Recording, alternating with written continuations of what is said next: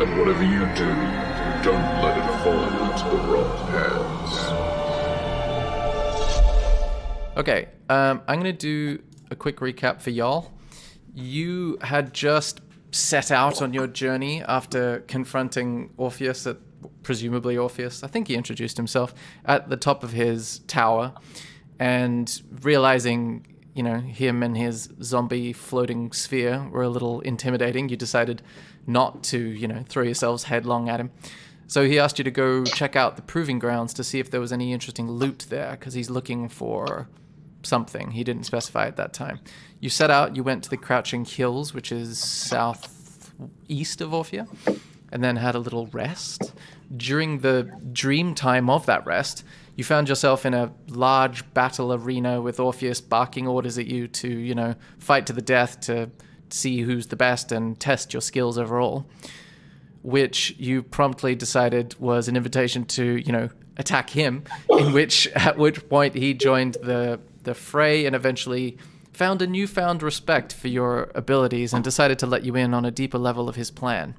He revealed that he was looking for not just any loot, but a particularly innocent-looking knife, like a piece of cutlery or an artisan's type knife, unremarkable, hence being quite difficult to find if you're combing an entire landscape for it. And that is where we left off, with you guys waking up at the foot of the small crouching hills in the morning with your spells and your, health points and all those sort of things restored. Okay. After waking up, I put some seed down on the floor and light my candles. Make a religion check. Religion check. Yeah. Oh, I gotta actually look to see what that's Shelving. Yeah, I was wondering if anyone would notice that. Give me a second. 15. All right, with a 15 religion check, you notice the seeds hover slightly off of the ground, and the feeling that you get associated, it's only like a couple of millimeters off the ground, but this emotion washes over you, which is sort of repulsion, and yeah, you're not really sure what to interpret out of that, but that's the feeling you get. Ugh. Just make that noise. So that's the vigor.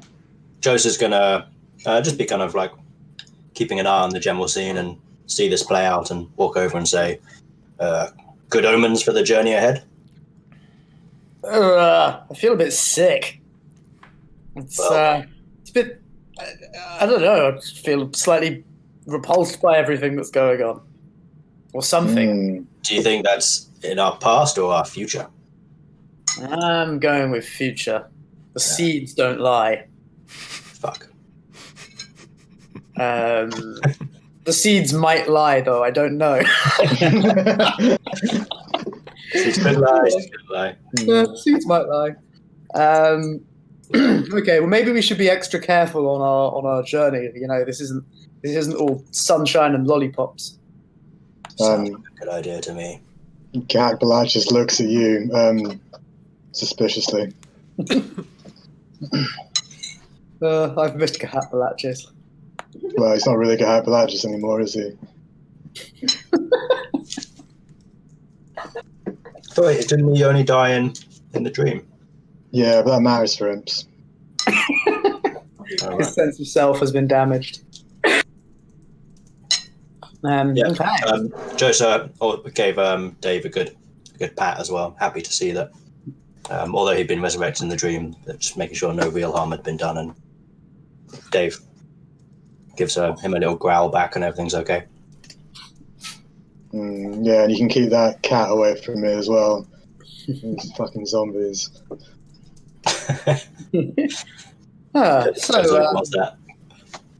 Shall we take the most obvious path and mosey along the road towards these here proving grounds? Yeah, the way I see it is we're not really in a hurry to do anything, are we? We're just trying to impress this weird god person so that we can maybe get a hold of these cards and find out what that other weird mage person wanted. Maybe we can kill some goddamn goblins on the way and actually achieve something. Can anyone remember what was said about the sort of mountain pass through to that place? Because I remember there was probably some important information about it that I can't remember. Pretty sure he said it was all good.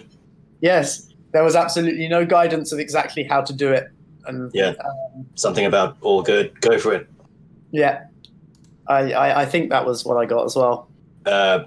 Maybe a boat. Something about a river and a boat. Yeah. We'll figure it out. Yeah. We can overthink these things. Shall we mosey to this here bridge? I'm feeling that bridge. If we can even see that bridge. Are we able to intuit the direction of the bridge? Yeah, because you 700 miles away. both we're gonna, mechanically speaking, we're gonna transition into like travel mode of the game, and I'll bring us back to regular mode if something warrants it. But the map that you're looking at is the sort of really accurate recollection that Abe and Josa had of not just the view from the top of Orpheus's tower, the middle of Orpheus's tower, but also the model, like a wooden model that was detailing this area. So that's why you can see the bridge ahead, even though you can't physically see it from where you are. Yeah, we know of it. Okay. So you would like to head for the bridge.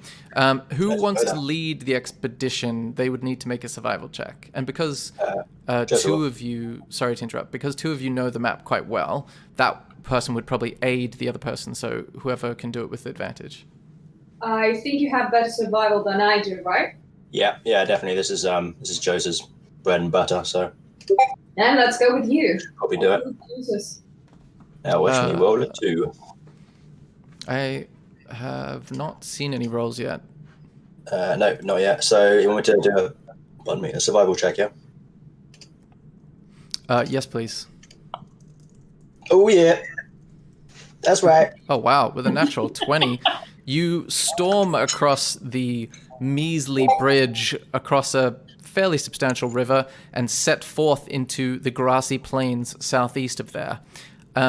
It seems like it's a pretty sunny day, only a couple of clouds in the sky. If there's anything you would like to do along this journey, you can let me know, because another aspect of D&D 5e is that if you have it's called downtime. If you have a book that you want to read or a skill you'd like to brush up on, you can let me know and you can contribute to that during this journey. I think Joe's just going to be his scouting for the group, as is his kind of main skill, really, his main usefulness outside of combat. Sorry, what was that last word? Just outside of combat, this is what he brings to the party. Really, this is his traveling and keeping an eye out for the group. That's what he's mainly focused on. Not really talkative. Okay. Give me a separate role for scouting, because the natural 20 means you know precisely where you're going and how to get there. But if you're looking for other features, let's see how well that goes. Yeah, primarily just danger, I guess. Looking out for. So survival roll again. Yes, please. Okay. With a 12, you spot a couple of critters around the place. Things like a hare and a wild rabbit every now and then. I'll move you guys so that you can get a rough idea of where you are now. You're roughly here, I would say. Probably this kind of area. Imagine if you were more tightly clustered. And it's about midday, getting into the early to mid-afternoon. And yeah, you're noticing a couple of critters around. You notice ahead of you, east, is a sort of swamp, is the only way you can describe it. And as you come closer to the swamp, you notice a small wooden stall with a dwarf, a very pale dwarf, standing behind it. And as you get closer still, the sign on the stall says, "Animal Friendship." Animal what? It says animal friendship. Okay. Just gives him a knowing wink. You're going to give him a knowing wink. Yeah.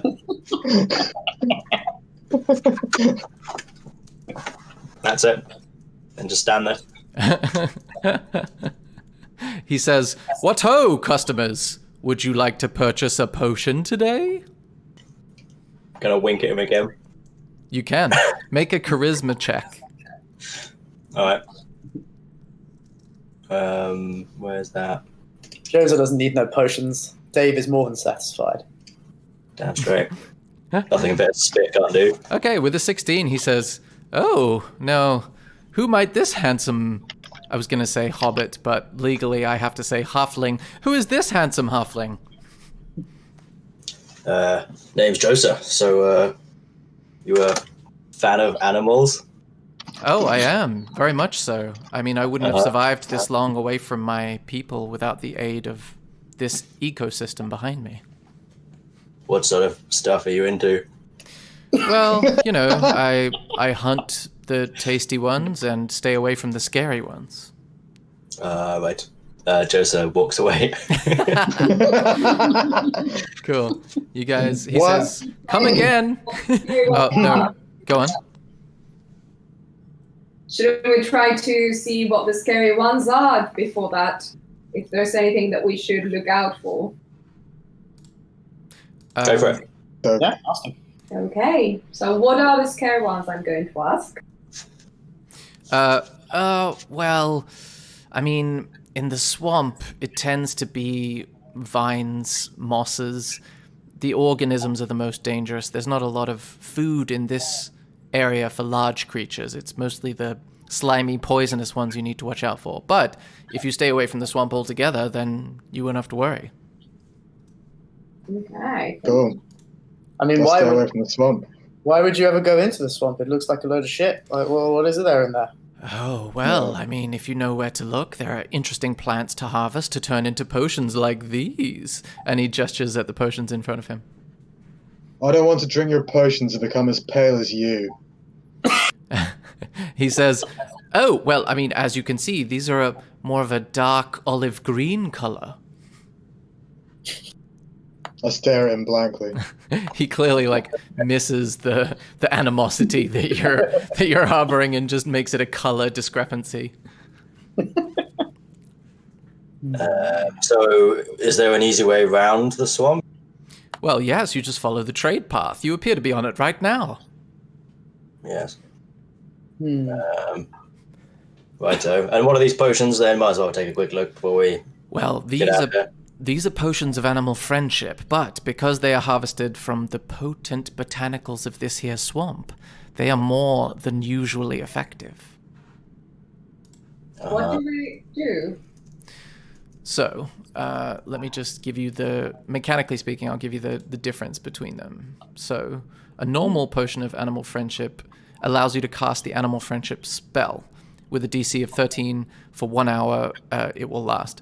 So that means that you can, let me double check.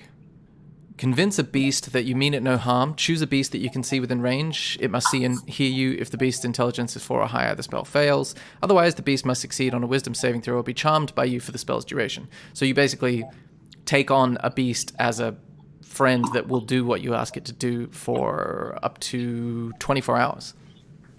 Friend! But unlike a regular animal friendship spell, this here potion has no limit to the intelligence of the creature. Does it work on furbolgs? Or whatever Monty is? And you see the shop attendant look at you quizzically and say, I've never tried it on a furbolg. You would have to find out. Is that alright? I do everything you ask of me anyway. Yeah, baby. I stare very blankly. He wore you as a cape through numerous floors of the previous tower. That's true. I return his blank stare. Hey, actually, you might be able to help us out. We're heading past there to the mountains. You're a dwarf, you probably know something about that. Any tips and tricks to get through to the other side? Oh, you're going to the mountains. What, just to the mountains? Where are you trying to get to? A little old place called Castle something. Castle something. I don't think I know that place. I don't want to tell him the name of the place we're going. Yeah, it's a castle. It's just the other side of the mountains. Don't ask Okay, any questions. make a persuasion check, because that's you're being cagey as hell about basic directions. All right, Sherlock Holmes. What was it? Sorry. Persuasion. Yeah, really good at this. 14. Okay. With a 14, he says, okay, well, I assume, well, you're heading east, so you must be heading for that mountain range. Well, I mean, the towns I know of in that direction are the Proving Grounds and Rival, really. Not that. Sorry? Not that one. Not which one? The ones you said. Oh, okay. Well, if it's some other one, then I would say the most direct path would be going through Rook's Crossing and then through the tunnel. Now, the tunnel is a trade route, but that doesn't mean it's not dangerous. So I would just be, respectful of the surrounding ecosystem. Don't disturb it or its creatures, just head on through. That's some good advice. Thank you, Dwarf. I'm going to flick him a coin. Sure. You're very welcome. Thank you. If we see you on the way back here, then we'll just say hi, I guess. Excellent. Nice to make new friends. My name is Glob, by the way. Ah, Joseph. Nice to meet you. Nice to meet you. Shall we? Team and friends? That makes it sound like team and the friends of team. Okay, so you guys continue? Yeah. Okay. I wish we were not going to need a potion, given that he's mentioned animals twice or creatures twice. I don't think we do. I don't think any of our characters are particularly intelligent. Mine definitely isn't. I don't know about you guys. I don't think we would put two and two together. How much are the potions? Oh wait. I've got an idea. Let's stop going to the Proving Grounds and go somewhere else. Firstly, Abe's question. He says, these are 15 gold per potion. Oh, Okay, thank you, but I will risk it. Monty, I think that was the disgusting thing you saw in your seeds this morning. yeah. Bullshit. Yeah, it did feel like economic revolt, economic disgust. Oh, okay. No, thank you. Okay, thank you, but no thank you. Just really quick one. If we travel ahead, get killed by a beast, and come back to buy the potions, will there still be 15 gold? If you're killed, how will you come back? Maimed. Oh, maimed. Oh, lightly maimed. You should be okay. Yeah, totally. The price has been the price for 30 years. Well, you should adjust for inflation. Yeah. What's inflation? You don't want to know. Is it like when the mushroom spores of the swamp explode and spread goo everywhere? Yeah, that's pretty much it, yeah. It's like when someone explodes and spreads goo everywhere. Are you talking about the National Reserve Bank? To Zenarai's point of fucking around a little bit. Sir, your exorbitant potions are very exorbitant. Are there any very, very tangential side quests that we could fulfill for you in order to get a potion? What is a side quest? Is that like inflation? Oh, you're not very meta, are you? Doing? Sorry, what was that? Is there anything you need doing in exchange for a lovely potion? We don't have the gold, I'm afraid. I pretend to turn out my fur pockets. Okay. Actually, I'm not going to bother. You turn out your fur pockets, and he says, you ask if there's something that he wants done.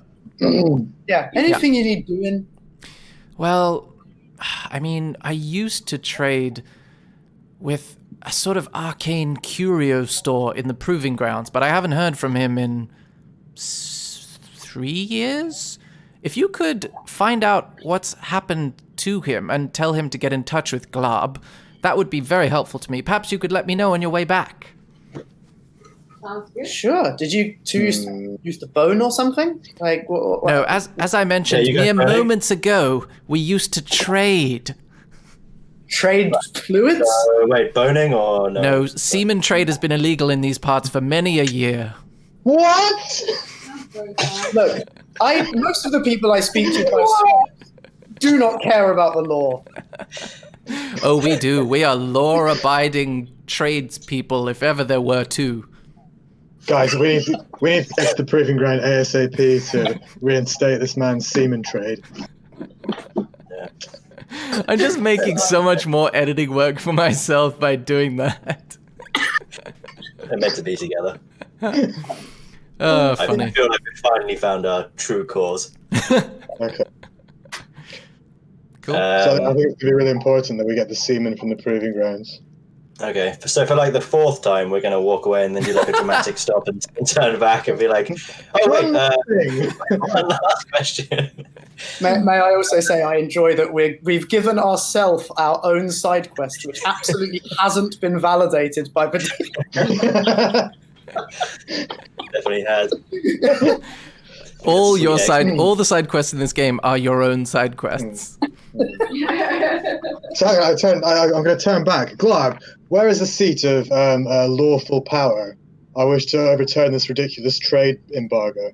The seat of lawful power in what region? This one. Numbnuts. That's an excellent question.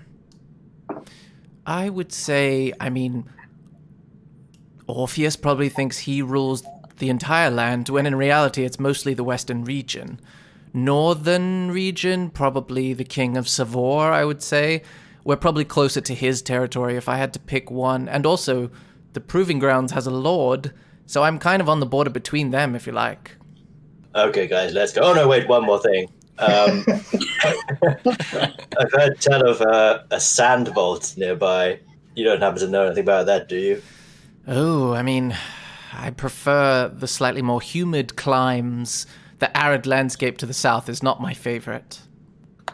Fair enough. Because I reside on the outskirts of a swamp, Yeah, a swamp right next to the desert. Yeah, just perfectly normal stuff. Yeah. Sounds nothing fishy to me. Team, shall we? One more thing. What do you know of Rook's Crossing, this settlement on the way? I haven't been there in a while, but last I heard they were a little downtrodden. A sort of negative pall had taken over the town, but again, I haven't been there in quite a while. It's a fairly small village. They mostly sustain themselves on the trade route between Rook's Crossing and the Proving Grounds through the tunnel. But, typical hamlet, I would say.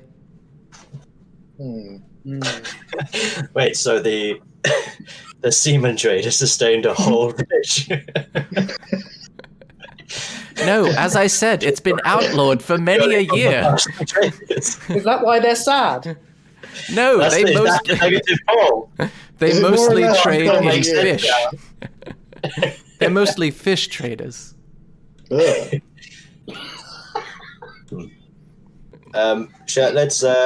one more thing. really How long killing would this it guy. take to get to Savoy? How many what? How long would it take to get to Savoy? Ooh, I would say it would take a day. You would arrive on the next morning. I stare blankly at him. Right. Do you intend to buy any potions? Just gonna ignore him and walk away. Okay. Cool. Let's go check out these gloomy folk at this village. You successfully walk away. Just completely ignore him. We're a bunch of bastards. Actually, rich bastards are reinstate the semen trade. Damn right. Okay, cool. So by nightfall, you make it to Rook's Crossing, but it is very dark. You see a few lamps, sort of street lights with candles inside of them lining the streets. You don't see many people out on the street. There's a gentle hum coming from a nearby tavern, presumably, but otherwise very quiet. Should we check out the tavern? Or check out if there's anything that is open where we can buy something? I vote we burst into the tavern shouting about the semen trade. Demanding answers. I'm into that. Yeah, all right. Joseph wasn't as interested in it, but he'll tag along in case he needs some backup. All right. So I jump on Monty's back and we go charging at the tavern door. Okay. You go charging into the tavern, and then suddenly you find yourself in a 10-foot by 10-foot room lined with stone on every side. You can hear the hum of activity and chatter from somewhere below you, but you've no idea how that relates to this small stone shed, it seems. Let's look for secret thief runes. Or Yes. messages on the wall. We've seen this before, haven't we? Yes, we have. Ah. I remember there was some sort of cant on the walls. It's very rude of you. Sorry, I censored myself. Okay, so who is looking? I'm looking on Monty's back. Okay, are you the only one? Yeah, Joseph remembers that scene. Okay, so both of I'll- you can make... it'll be investigation, or Okay, both yeah. of you can make a check, or one of you can check with advantage. Mine's plus 0, so Mine's plus 0 too, so Okay, I can check. what's yours? +2. Nailed it. Zenarai, you notice a small family of lice on the back of Monty's neck. I jump off. Okay, This can't have been making all that noise. there's only one check thus far. Well, yeah, Ash, you had better, didn't you? That's one. Okay, Oh, wow. with a 4, you notice the lice hits the ground, disturbed by Zenarai's sudden leaping off of you. But you notice nothing else. Clean. Where, I mean, okay, are there any doors in this room? Other than the one you came in? No. No. I thought Ash got advantage. No, No, I two- said two rolls. either two of you can make separate checks, or one can check with advantage. Ah, I'm with you. Gotcha. Joseph just says, well, I guess we should leave this room. I jump on the roof. Well, sorry, jump on the floor and see if that is their roof or something. Okay, you jump onto the floor in a sort of stamping, keep it quiet down there, kids manner, and nothing seems to happen.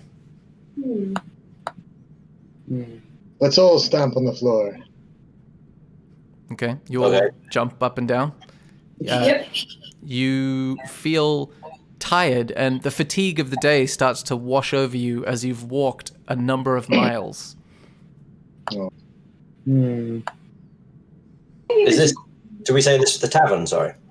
It appears to be a tavern by the sign outside of it, but Right. you aren't able to reconcile that with the inside. Are we able to see and hear properly, or is it dark? It is dark, but I was assuming you still had the door open, so it is definitely dim light in here. Let's close the door with us all inside. Okay? It gets dramatically darker. Well, see there you we are. tomorrow then. Okay, I will cast light. Okay, the room is immediately illuminated brightly. I like you provided the text. Oh yeah, Very helpful to me. very helpful. 20 feet, so we're cooking the gas. Totally. May I look around again in this newly illuminated state? Sure. You can make another investigation check, but when you fail a check, the DC gets higher to reattempt it. Yeah. Okay. But you don't know what the DC started as, so. Okay. Ooh. With a 16, you see some scratchings on the wall to your left. But what languages do you speak? Yeah, I don't think I know this. Celestial, Common, Elvish, and Giant. Okay. So the language does not seem to resonate with you. If it is a language, it could be a random series of scratchings. Folks, there's some scratches on the wall. Do any of you know the language of hard-knocked street urchins and rabble? Is it Elvish? That is not Elvish, unfortunately.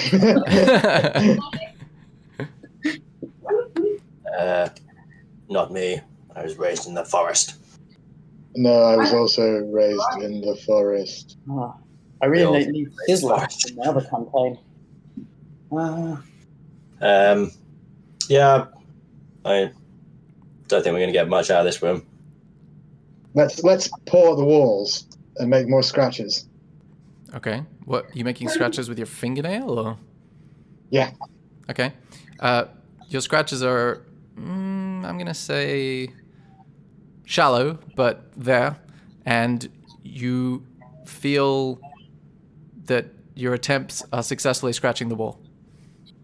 I'm going to cast Detect Magic. Okay. You cast it. You notice that there is a magical aura coming from the wall in front of you, and specifically one of the bricks. It's about halfway up and 2/3 of the way to the left. Okay. I'm going to cast Dispel Magic. Okay. I think we might need the magic to open it, Zenarai.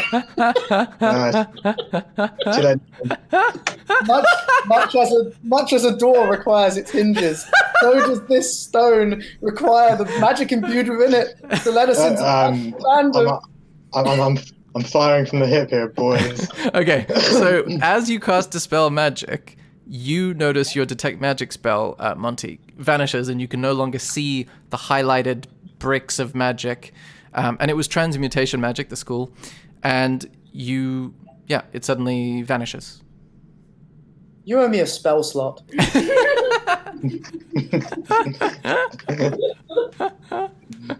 I just try to touch the bricks on that wall? Not necessarily because I don't know where, but just like try to push the bricks. Okay, roll a D100 for me.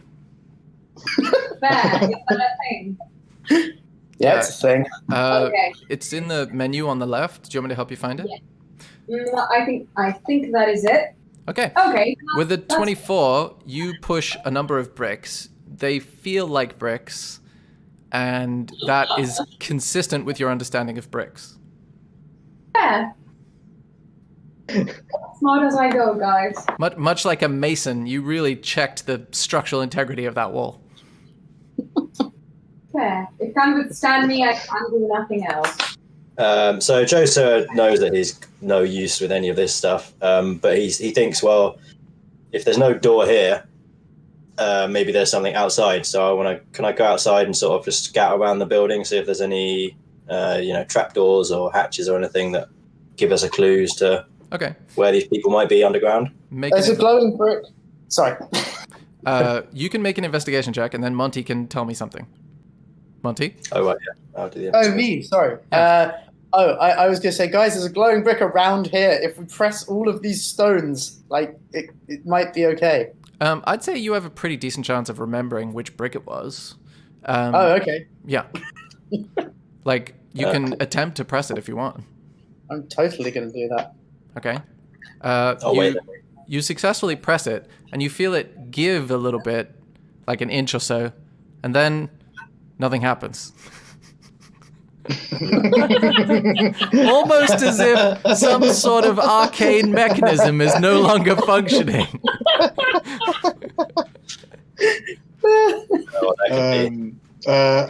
Don't worry, Monty. I'll make it better for you. I cast minor illusion on the indented brick and make it glow again.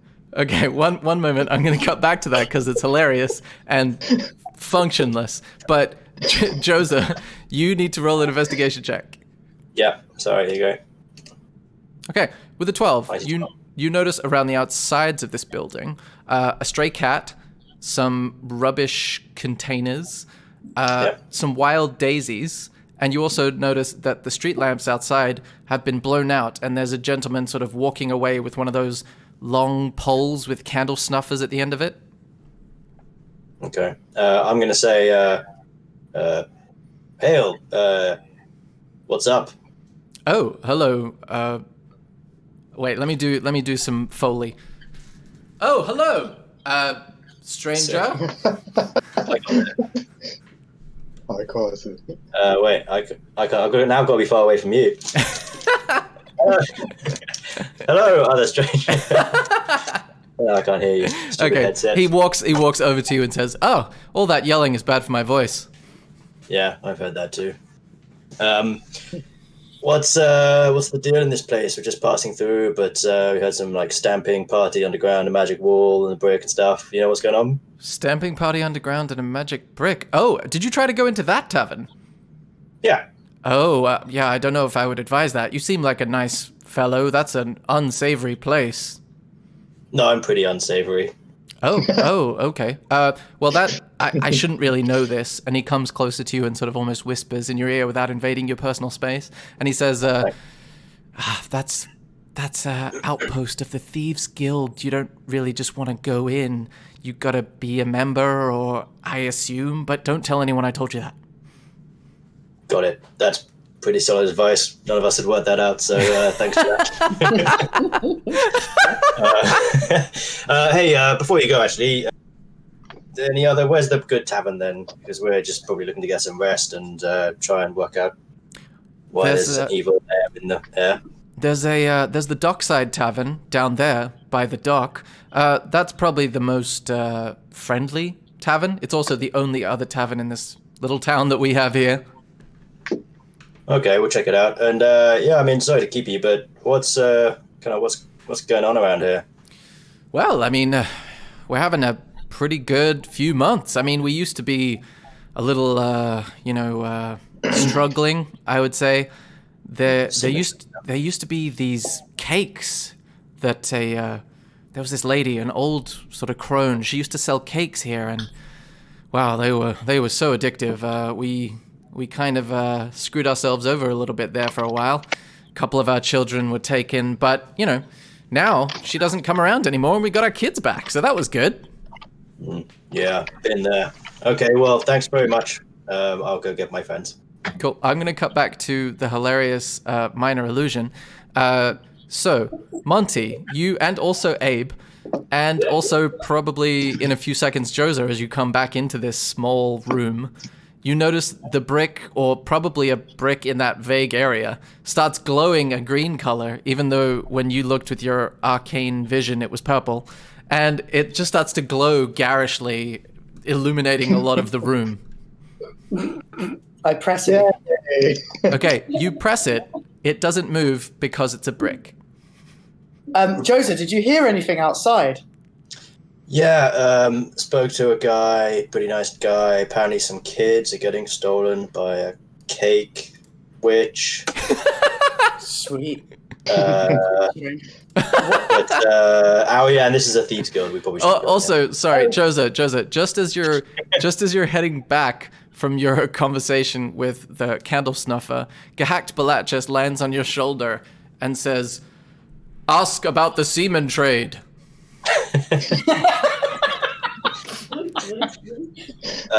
Hang on, so is this while I'm still with the other guy? Well, just as you left him, he's like a few steps away. I was, oh yeah. What about the semen trade? He turns back towards you and says, "What? What are you talking about?" Oh yeah. Okay, is this another one of those getting close and whispering my ear deals? He comes over to you and says, "I have no idea what are you talking about? Breeding horses? Breeding something." I mean, we trade a lot of fish here for mushrooms, and it tends to be, produce, like groceries that we trade. Yeah. Okay. Don't worry, I understand. Who told you? Who told you there was semen? This really freaky dwarf we passed on the road. Oh, yeah, that guy's a hermit. He hasn't been to civilization in decades. I wouldn't listen to what he was saying. Okay, he was pretty convincing, and he said some stuff about having sex with animals, I think. Oh, yeah. I mean that would surely be less reason to believe him, right? Yeah. Okay, well, if you do hear anything about lucrative trade of human semen, just let me know. All right, then. And he doesn't come as close to you this time. He sort of keeps his distance and then just walks away slightly faster than before. Yeah. Joseph kind of just shrugs at the imp and then, heads back in and has the exchange previously mentioned. Cool. So you said something, something, something. This is a thieves guild place. Something, something, something. Yeah, children, witch, baker, that kind of stuff. But yeah, Thieves Guild. He said we probably shouldn't go in here. I don't know. What do you reckon? Perhaps the witch is involved in the semen trade. I mumble between my lips. Hero. And I turn to Zenarai and go for a view into Monty's turbulent thought process. He realized that as the brick had been deactivated, we may have basically entombed about 20 people in the basement of this building. But now, as it turns out, Zenarai has entombed the whole of the Thieves Guild, potentially. So Hero. We should definitely go to the King of Sabor then. We need to collect our reward. And re-insight, which could be the semen trade. Oh my god. The only logical conclusion. Yeah, I mean, I didn't tell that dude my name, and he hasn't seen you guys, so if we just get out of here and let these people die, then... I mean, I know thieves are good with lockpicks and stuff, but I'm hoping they only had one magic door. Well, anyway, there's a nice inn at the dock, I think he said. You can probably get some rest there. You need to get your spell slots back. There's never been a nice inn at a dock, but sure, let's go. Let's do this. Okay. You head down to the dockside, by the dockside, and you go inside? Mm-hmm. Okay.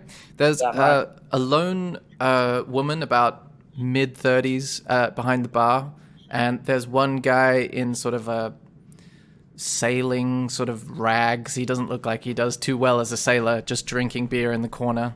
And there's stairs to the left of the bar, presumably leading up to accommodations and things. And she says, hello, visitors, what can I get you? I do my classic thaumaturgy, voice boom, ale routine. Okay.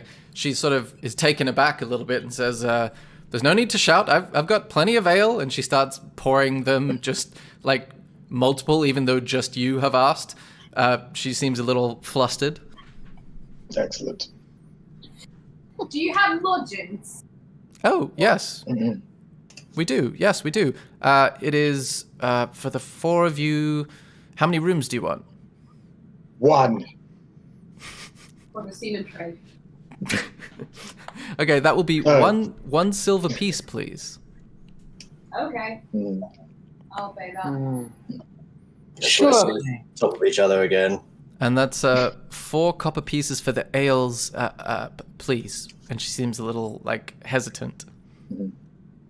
Oh. I drain my tankard in one, saying destroying an entire Thieves Guild is thirsty work. Okay, make a Constitution saving throw because I want this to go poorly.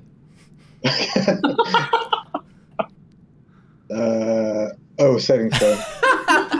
You're lucky that was a check and not a saving throw. Okay, with an 11, you drink it, and quite a bit of it starts dribbling down your chin, but not to the point where you're embarrassed, more like you look like you meant to do it. And she says, I don't know anything about a thieves guild, but I'm glad that you had a drink now. I burp loudly. She sort of says, does anyone have the 4 copper pieces for these? I mean, please? Yes. I give her the silver and the 4 coppers. Thank you, kind sir. Mr. Moneybags. It's the first door on the left as you go up the stairs. Okay.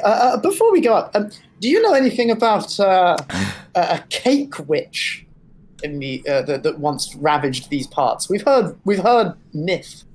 Ravaged, just stole a few children. She may be related to the semen trade. I don't know about any witches, but there was an old lady that used to come around and sell these delicious cakes, and she looks sort of glassy-eyed at the thought of them. They were just so good, but I'm kind of glad now that I don't have to deal with that every week. Why don't you? Where did she go? We don't know. There were these 5 people. There was like a dwarf and some people in robes and, one in armor, I think. And they just came and said they brought our children back because I mean, it's a bit embarrassing to admit this, but some people in town had to give up their children because, they couldn't pay for the next round of cakes. But they brought our children back and they just said, everything's fine. The cake lady isn't going to be coming around anymore. Ugh, So- they sound like adventurers. I fucking hate those guys. Rivals. Who thinks anyone? What's going on? I with hate you, adventurers. Well, I've just seen an entire guild killed, which I know is fine, but the brick really got me down. Monty? Yes, I understand. I feel like the deaths of the large group of people will weigh on our minds, but let's not think about it now. They Is can there dig anything themselves else? out. Is there anything else I can get you? What's the deal with that sailor at the table over there? Oh, that's just Grimace. He's not had a very good fishing year. No. I did choose the name Grimace intentionally. He looks rather rotund now that you have a second glance at him, and he's got an almost purplish hue to his cheeks. Ooh, I want to go speak to Grimace. Okay, you go over to the table. He says, "What is it? If you don't have ale, fuck off." Hello, friend. What ails my friend Gretchen here? I ask the tavern wench. Sorry, you ask her for a beer for your friend Gretchen. Yeah, I get his name wrong slightly. Oh, got it. I wasn't sure if that was you or your character. She says, coming right up. And he says, okay, you can sit down, but no talking. I get a second beer. He says, all right, what is it? What do you want? All right, stop talking. So, what's an old salty sea dog like you doing in these parts? Well, I'm a fisherman. I fish. Will you be my friend? Make a persuasion check. Okay. He looks at the two beers that the lady brings over, and the lady turns to you and says, 2 coppers, please. There you go. Okay. She takes them from you and says, oh, thank you very much. And the guy turns to you and says, yeah, this seems like the gesture of a friend. Are you looking to get fish, or are you just here to buy me ale? I'm here to learn about the local area, and we're just passing through to an undisclosed location on the other side of these here mountains. But as someone who knows all the highways and byways of the river, would you be able to tell us anything about making safe passage that way? Nice. Really, really good role playing, everyone. Brief golf clap. Brief golf clap. Yeah, that was top and on that moment, I'm going to cut away from that because it's just too juicy. And then I'm going to say, what are the rest of the characters doing while Monty is having his own little moment in the corner? I have pictured that we were standing like really close, just watching this scene. Well, like 3 feet away. Yeah, just standing in a line, just like kind of watching from the person to person as they answer. Okay, well, I'll say that, because I didn't know that until just now, I'll say that you walk up at this point, and Grimace turns to you and back to Monty and says, what, are you traveling together then? Oh, no. No, I don't Undisclosed location, an undisclosed party that you're traveling with. No, but always keep your cards close to your chest. Okay, all right. He says, in character, Sam. He says, all right, fine. I've been seeing something every now and then when I go through the tunnel and I trade with the proving grounds. Okay? And he gestures you guys to like come in closer. I basically touch his face with my Yeah, we all lean in, right in. He pulls back a little bit and he says, okay, all right, that's fine. I'm not sure if it's just my old mind playing tricks on me, but every now and then I see like a black shape on the shore beside the river. The river runs through the tunnel, and he gestures eastward towards the tunnel. And I mean, I'm just in this little boat, and it gets kind of lonely, and I could have sworn I see something. It doesn't usually come over to me, but then when I look back, it's gone.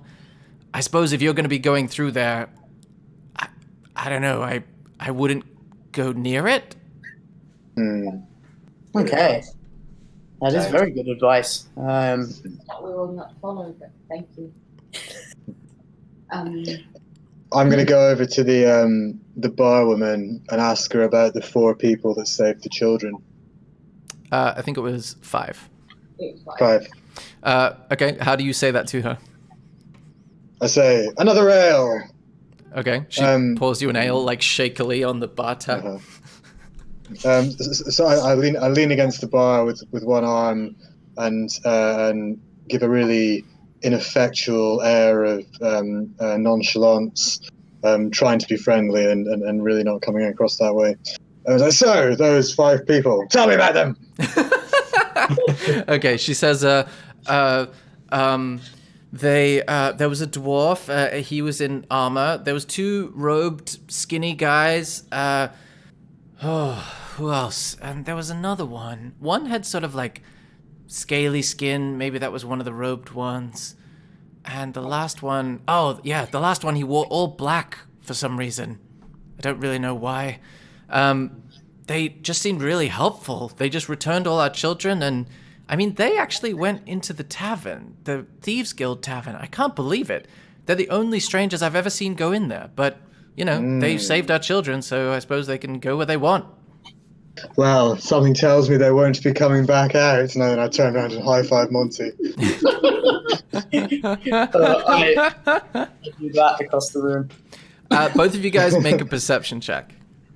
Actually, everyone can make a perception check. I'm feeling generous with my perception checks. You can't. Did that confirm? Okay.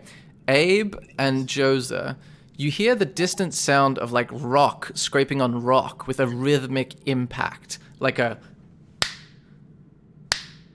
And it's very distant, probably like 90 feet away, 100 feet away. And it's coming from the north, vaguely where you entered the town. And it strikes you as odd at this time of the evening. Does it? Well, why wouldn't it? Just buried loads of people. Oh, Obviously trying to escape. So what on earth could that be? No, I don't think it is, you know. Is there anything that we have seen that sound could be? Maybe it's that pesky dwarf who's back again, peddling his wares and Don't false tell me promises human trade. Don't tell me they thought to put a button on the downstairs side of the mechanism. Oh, I'm running out of spell slots. You've only been awake for like 2 encounters. I'm going to suggest, just like let's go to sleep. Let's just. Yeah, I can't think of us telling anyone that it was us who trapped them in there, so don't see how that can that they told the bar wench when we got in. Don't remember that. Okay. Someone said, yeah, we got rid of the Thieves Guild or something. I'm pretty sure Zenariah said something. I feel like I would remember something like that. I definitely don't recall that. Let's. I've got an idea. Let's go to sleep, and I'll set up the imp as a watch outside, stealthed, and he'll warn us if anyone's coming. Adding my hammer of warning so that we are not surprised. Nice. Excellent. Oh, Okay, so you folks can go to bed, but I'm making friends here. And No, I'm you gonna- need slots. Go to bed. no, my good friend Grennis and I are gonna Getting have closer. a good old drink I'm and just going to stay up a grab little longer. Monty by the neck and start pushing him upstairs. This is scarily close to real life. Okay, you can both do the rest of you, like, other than Abe and Monty, did the rest of you go up to the room? Is that what the plan was? Yeah, That's what I'm doing. Okay, the imp is posted where specifically before I cut back to this scuffle? Sitting on the roof of the inn outside, Okay. watching. Okay, you can give me 1 perception check for the imp while I do this. Now, Monty and Abe can do athletics checks, please. I'm also going to say, do I need to bring Fox out? Oh yeah. Wow. Okay, so with Oh. well, let me just clarify. Monty rolled a 6 and Abe rolled a 27. So Abe Abe picks you up with I'll say 2 hands, but like the way you would carry a bride over a threshold type carry, and just walks you upstairs. And Grimace holds up his ale jugs and says, "Thanks for the ale, furry guy." I shout, "I love you, Grimoire!" Okay. Friend. Monty's flailing ineffectually as Abe carries him upstairs, and you see the lady behind the bar says, "Have a good sleep," as she sort of steps away from the edge of the bar. Thank you. Cool. So with a 14, the imp says to you, "I don't see anything yet. What am I looking for specifically?" Tired, disgruntled Thieves Guild members Covered in earth. and stone. Okay, I'll let you know. And I tell them about those 5 adventurers too, because I don't like the sound of them. Okay, I'll keep an eye out. So do the rest of you, do you all go to sleep? Yeah. Yes. Okay, make another perception check for the imp, please. This is while you're sleeping. Okay, he wakes you up with your telepathic link. You're sort of like half awake as you hear him say, like 10 or 15 people came out of that place you guys were in before.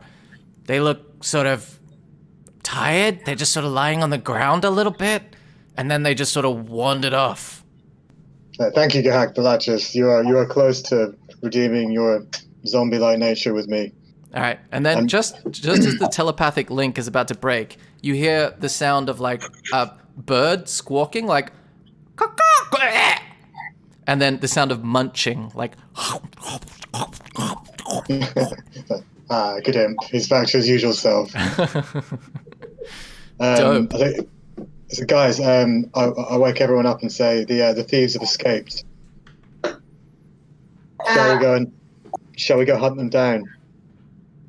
Well, what's our beef with the thieves? There seems like there's probably quite a lot of them down there. Should we just lay low? Well, those 5 dickheads might be there. You know, the ones that rescued the children. I'm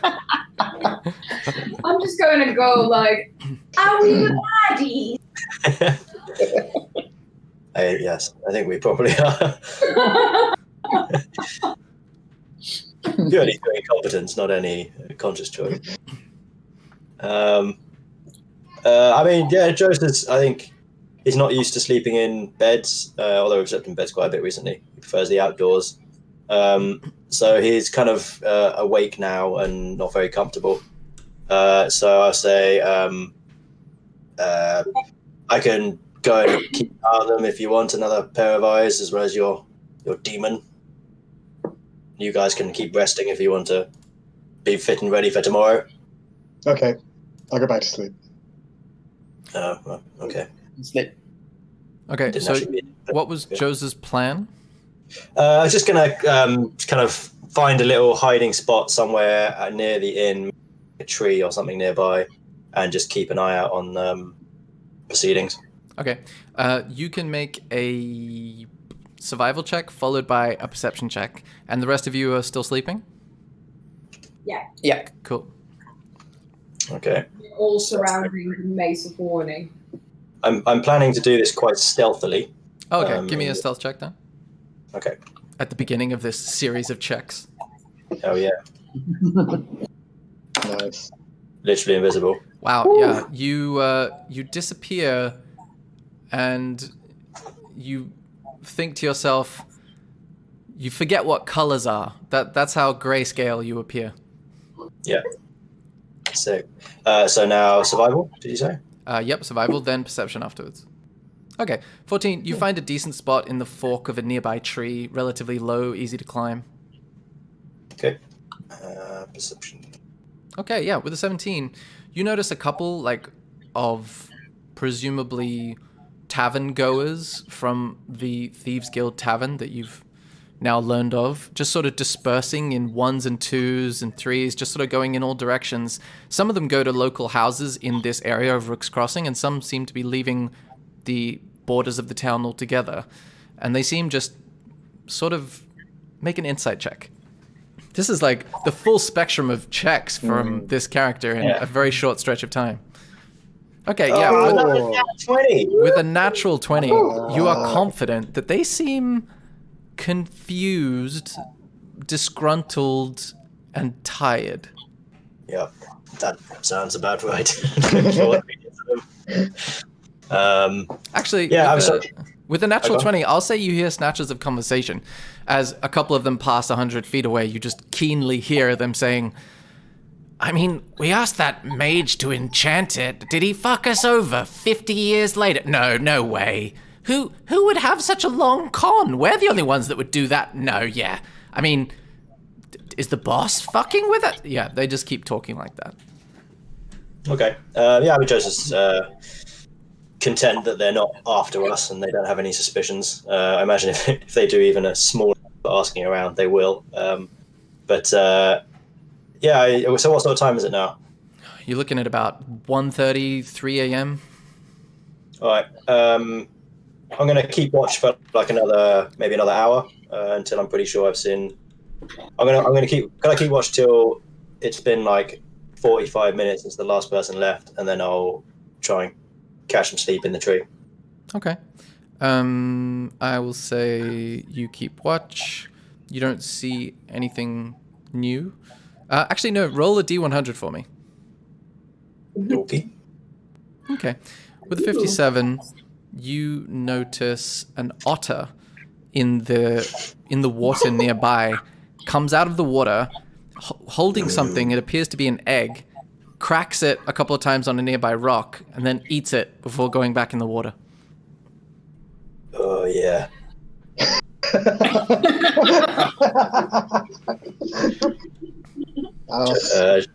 Joseph's up for a bit longer than he planned, and then goes to sleep. Okay, you all wake up. Sorry, what was that? Content rest. Contented rest. Okay, cool. Good to know. Very, very specific fetish. Just normal rest. All you guys are Okay, talking about. cool. You all wake up with your hit points and your spell slots, and Josa, it's been a while since you've used your old skills of sleeping in a tree, so you're a little stiff, but not too bad. Okay. Cool. So it's morning. What would you like to do? Should we just head out to the tunnel? Well, I am going to get my feather out and my seed and light my candles and Fair, do your religious... do my thing. Yeah, give me a religion check, because it's really fun for me.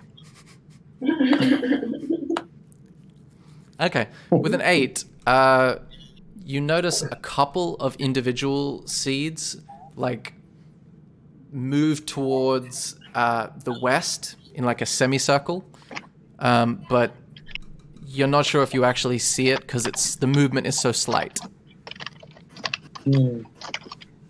Guys, something's happening in the west. We're going east. With no certainty, I can tell you this. Okay, brilliant. I pack up my stuff. Yeah, what were you saying, Abe? What should we do? Should we check try to get to the proving grounds? Yeah. Joseph, I'm in the tree waiting for you guys to come down. So. Okay. Yeah, sure. Let's at least meet up with Joseph, who has a head over his shoulders. I don't want to have to drag you around more, so up you go. Come on. I will bumble my way outside. Okay, so you arrive outside to see Grimace in a small fishing vessel, just packing some crates onto his deck. Granite!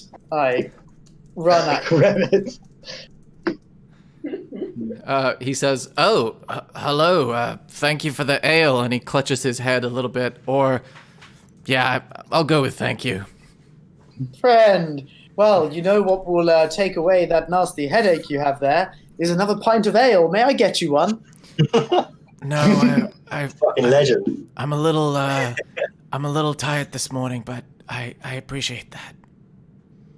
Oh, Ask him where he's going. well, yes, very, very good idea, Abe. You know how to talk to other people. Hello, yes, friend.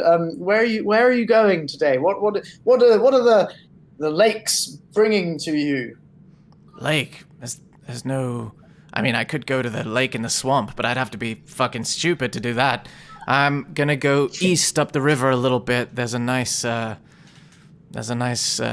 in the river where some fish are allegedly found. I haven't really found that many of them myself, and he sounds a little depressed about that.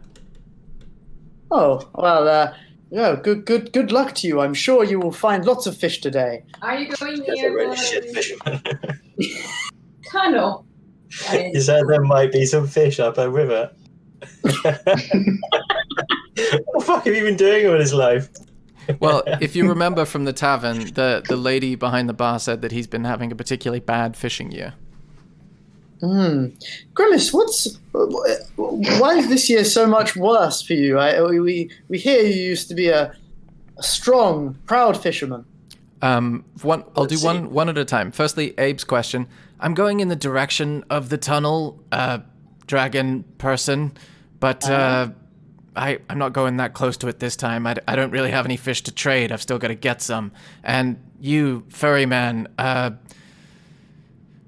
to be honest, I don't know if I'm just losing my touch or if something else is happening, but I've seen more dead fish than caught fish the last 12 months.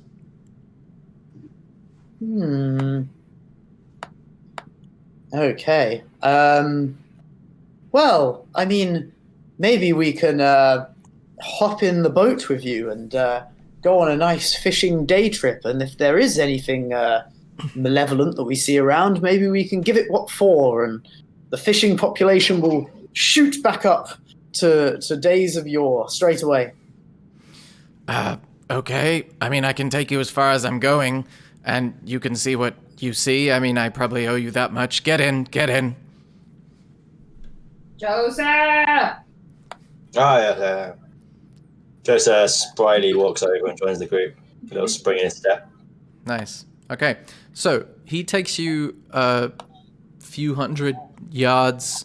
Takes about an hour or so. Well, not a few hundred yards. It's more like about an hour's worth of gentle boat travel. So maybe thousands of yards then. And you see this slightly wider like curve in the river with a couple of mangroves that look a little sickly. And you can all make perception checks as he just starts to cast his reel out into the water. Okay, so Zenurai, you spot one or two fish on the farthest bank, sort of relatively north, the northern bank, and they appear to be kind of a little sickly looking. They've got a green hue to them that doesn't look natural, and you're a little grossed out by that. Okay. So I'm going to do the old classic thaumaturgy voice thing and shout, "There!" and definitely scare the fish away. Okay. He turns to you and says, "Oh yeah, that's what I'm talking about. See? I mean, I don't even know if I want to catch these fish if that kind of shit is down there." Well, I tell you what, old Greenwich, if you take us down the... Sorry. If we hear this is a trade route, so how about if you take us down the whole way through this trade route? We will recompense you on the other side, and we'll also be able to be your lucky charm in catching fish. Okay. He says, what kind of recompensation are we talking about here? I clap him on the back and say, "Friendship!" and cast Fast Friends on him. Ooh, okay. Give me the text. Give me the juicy text. Okay. So when you make something blah blah blah, the creature must make a wisdom saving throw or become charmed. So what's your DC, your spell save DC? It is. Is that on this? Sorry. Yeah, it's a bit Wisdom 14 on this. Oh, okay, cool. It appears to be Wisdom 14. Okay. He rolls a 12. So he says, that's, you know what? That's a really nice idea. I haven't taken that route in a while. As long as we stay in the boat, I think that would be a really nice journey. Friendship catches the best things from your ship. I muddle my way through. Yeah. I put my hand on Monty's shoulder and wink at him, very impressed with how his skill in manipulation and deviousness is coming along. Okay, sweet. As you set off into the tunnel, everybody can make another perception check. Just to see what... I mean, it gets dramatically darker. Which one of you has dark vision, by the way? I do. Just you? Oh, wow. No, I Natural 20 from Monty. You don't, Jose? No. Okay. I think the Furbolg might have dark vision, but I'll get Monty to tell me. No. And I don't. does Abe have dark vision? I should really know this, shouldn't I? Oh man, look at this roll. Fucking Wall hell. City. Man, I rolled Abe's bonus, so I think I'm just on fire. No dark vision for Abe. Cool. Sweet. No. Right. So, and Monty doesn't either, right? No, I don't think so. No. Okay, sweet. So even with your lack of dark vision, Monty, let's do you first. It seems to be a pretty, standard tunnel. It's got a little river running through it, and you can see banks on either side. And this is all kind of in grayscale, and, every now and then you see, in little white outlines, it's not very clear. And you see a couple of bats on the roof of the tunnel, and you think, oh, friends. But they're about, 30, 40 feet above you. Before we get your probable reactions and bat communications, let's do Zenorite. With dark vision, you see a little bit more clearly that, yes, this is fairly normal so far. There are a number of bats on the ceiling. The banks on either side of the river are relatively wide, about 20 feet wide on one side and 15 feet wide on the other. And you don't see any rocks in the river ahead, which is fortunate. And Abe, another natural 20, sees exactly what I described, plus the smell of guano permeates the air with your dragonborn senses. I'm also going to use the Lantern of Revealing, Ooh. which says, while lit, this hooded lantern burns for 6 hours and 1 point of oil, shedding bright light in a 30-foot radius and dim light for an additional 30. Invisible creatures and objects are visible as long as they're in the lantern's bright light. You can use an action to lower the hood, reducing the light to dim for a 5-foot radius. Okay. So the hood is up at the moment, so it's casting the wider light. All right. Full shebang. That'll mean the next perception check you do has advantage, and I'll let you know if anything particularly stands out as a result of it. But at the moment, you just get a clearer view of all the things I said, and all of the rest of you now can make normal visibility checks as well because you can see goodly. Would anyone else like to do anything? And you hear before that Grimace say, "Oh, that's nice. I was always a bit too scared to bring a lantern in here, but this is quite nice." I told you that friendship is the best ship, and I kind of listen on the air, I kind of want a 80s montage bonding sequence music. Nice. Playing in the boat. Yeah, he throws a fish head to you. You throw it back. He after you make that joke about the friendship, he puts his hand on your shoulder and seems to be looking for the words to acknowledge it, but has nothing. And the montage continues. Joseph and Dave are quite unsettled about being in a cave. They don't like being in enclosed spaces. Cities they can just about bear, because he's has always been dropping in and out of cities. But caves he doesn't like because he can't see the sky and stuff like that. Understandable. nervous. Understandable. Okay, everybody can make a perception check again with advantage, I would say. Ooh. Oh, advantage, yeah. Okay, so Josa, you get a glimpse of something over on the northern bank. You see like what seems to be a little cave, and then you see like a figure, a fairly tall shape, like a bit like an oval shape, and then it's gone. But you saw it briefly, and you're sure you did, and then you look back and you can't see it anymore. Don't mean to alarm any of you, but I think I saw that shape that this stupid sailor was talking about. Oh, it wasn't just me. Oh, I feel good about my sanity, but bad about our situation. Let's go faster. Let's go faster after the shape. Didn't that dwarf say to not get distracted by anything and just carry on through the tunnel? Yeah, but that dwarf lied repeatedly about the semen trade and its non-existence, which it clearly tells. Seems like everyone lies about the non-existence of the semen trade. Goddamn central premise people. I mean, so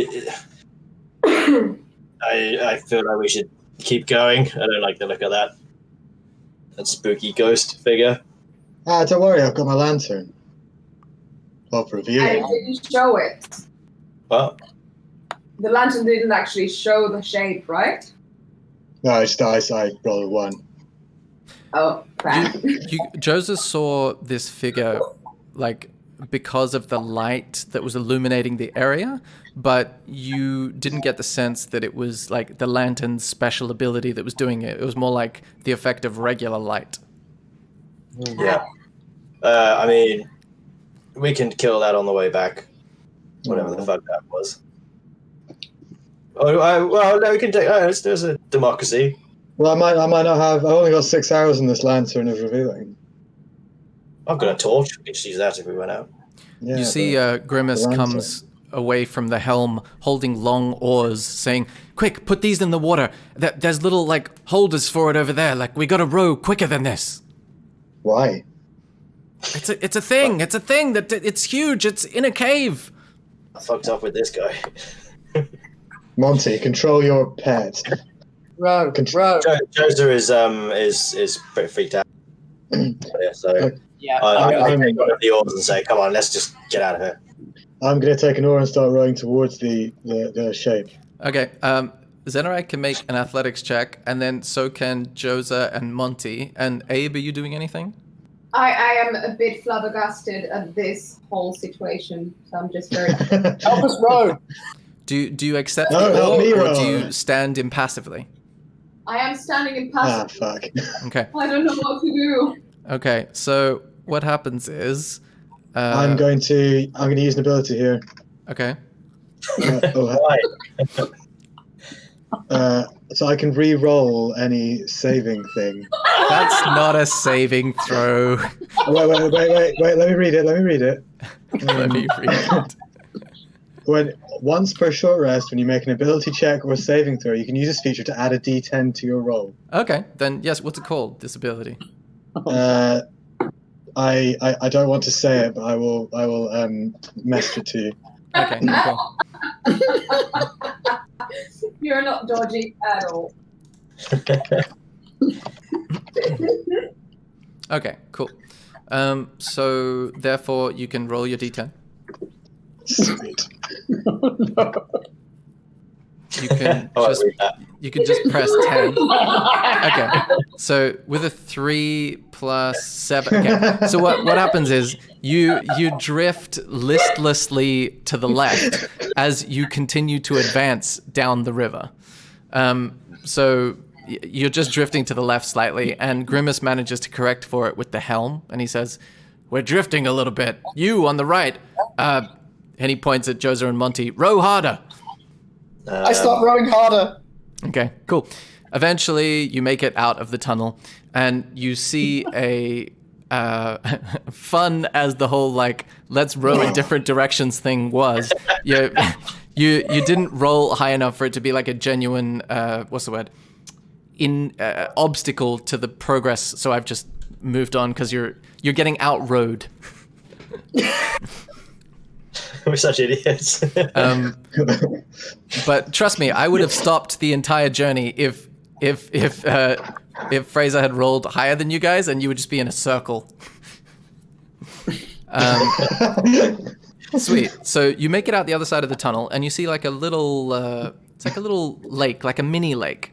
And on the far side of it appears to be a little dock, kind of similar to the one in Rook's Crossing, and a couple of little buildings clustered around it, and some people out on the pier in front of it with fishing nets, and they sort of wave. And Grimace says, "Oh, this will be embarrassing. I mean, it has been a nice journey, but now I got to go over to them empty-handed with nothing to trade."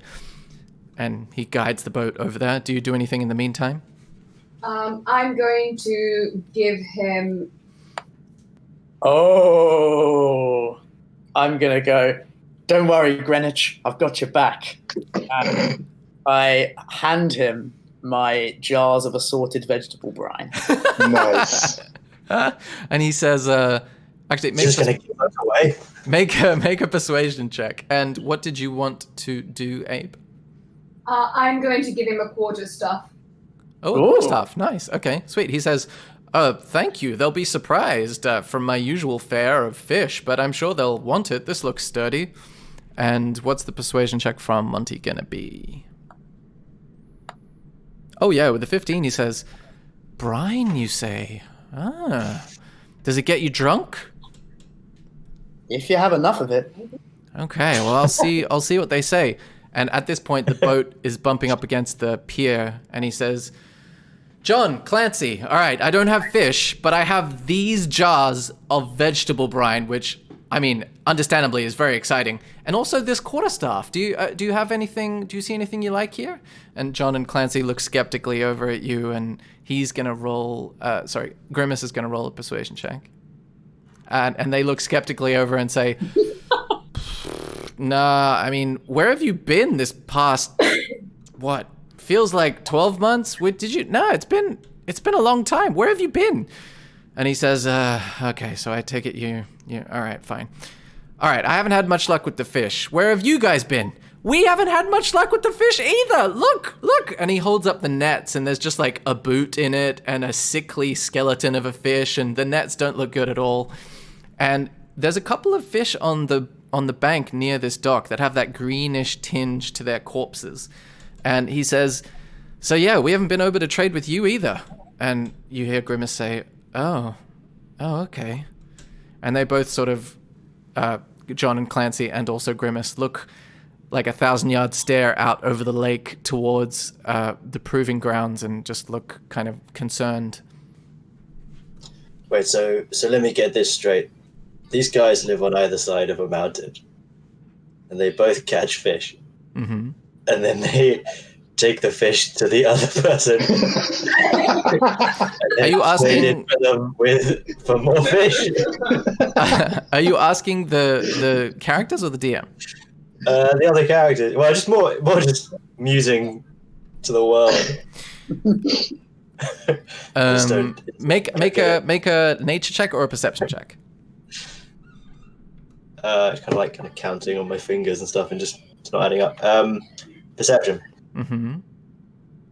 Okay. With a 24, you notice very convincingly that the kinds of fish on the bank that are dying, although they have a similar greenish hue, they are not the same type of fish. They have a more like red salmon-like color, whereas on the other side of the mountain, the fish had a more blue tuna-like complexion. I'll have you know.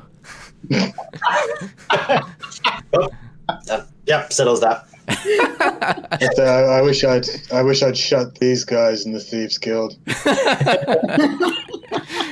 You hear Grimace say to John and Clancy, seemingly forgotten about you guys as he's rejoined with his friends / colleagues. Have you been into town recently? What does the proving grounds have to say about all these dead fish? And John and Clancy say, no, I mean, I don't know. I don't usually go into town very often, and I've been a little creeped out by it the last few times I've tried. It's kind of it's creepy over there. It's really quiet. I don't know. I've just been a little scared of it. And then Grimace says, "Yeah, I know the feeling. I can't believe I made it through that tunnel. I've been seeing things. Maybe we're just getting old." And John and Clancy say, "Yeah, it's probably just that." And then they go back to putting their nets in the water. I turn to Monty. One at a time. Let's do Sheila first, then Fraser. Sorry, is there cake? I'm going to ask Tom and Clancy. Is there cake where? In town, is there a lady selling cake? Not last time I was there, but that was many months ago. I haven't been back into town. I just get a bad vibe from it. Fair. Thanks. And then Zenarai? I was just going to turn to Monty and say, of all the alcoholic, crusty fishermen that you've brought home, this is easily the most boring. Hey, he will follow us on our adventures to the ends of the earth, I'll have you know. Or as long as the spell lasts. Yeah. Which is how long? 30 seconds. 1 hour. 1 hour. Okay, at this point, he says, "Actually, I can't believe I made it this far. I think I might have to be getting back." He looks up at the sky. It's mid-morning, and he says, "It's getting kind of late. Are you guys ready to get off here?" And he gestures at the dock. Yeah? Yep. No. Gromit, you were going to take me to see the wild Alaskan salmon up further upstream. You told me that we'd go there together, and we'd fish side by side, and we'd laugh. Did I? What's Alaskan salmon? I don't know. You told me about it. Oh, yeah. I mean, that's a very rare fish. Well, let's go get it, buddy. Dave says, I want to get off. Dave says, "I want to get off." Oh, sorry, Joseph. But Dave says it as well. Oh. Dave looks at Joseph and Joseph says, "Dave wants to get off." Joseph, I want to get off with him too, but I keep it to myself, all right. You see Grimace say, I'm sorry, I keep calling you Ferryman. What is your name, friend?" I am Monty, slayer of not particularly much. And you see Grimace say, "Well, nice to meet you, Monty. Listen, I don't know what came over me or why I ended up here. I've been putting off this journey for a long time, but listen, I can't go any further today. I can come back for you maybe in a few days, because I realize you're, kind of stuck here now." True. Yes, we'll take you up on that, good Gromit. Yes. The day after tomorrow. Well, should we say tomorrow? 2 days. Yeah, 2 days time. After tomorrow. 3 days. Okay, he says, "All right, okay, I can do that." And he pushes off from the dock. And just as he's going, I say, "Good sir, may you catch the finest fish in the land." And I cast Bless on him. Oh, nice. He looks back at you with sort of watering eyes and says, Thank you, Monty." Fuck, man. Is this?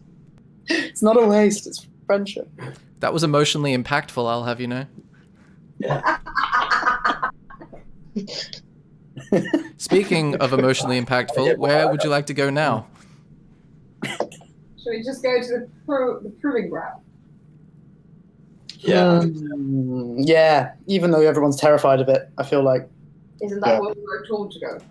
Yeah. I mean, so can I see the proving grounds from here? Yeah, I mean it's a Distance. It's a few thousand yards away, but you can see the outline of a city.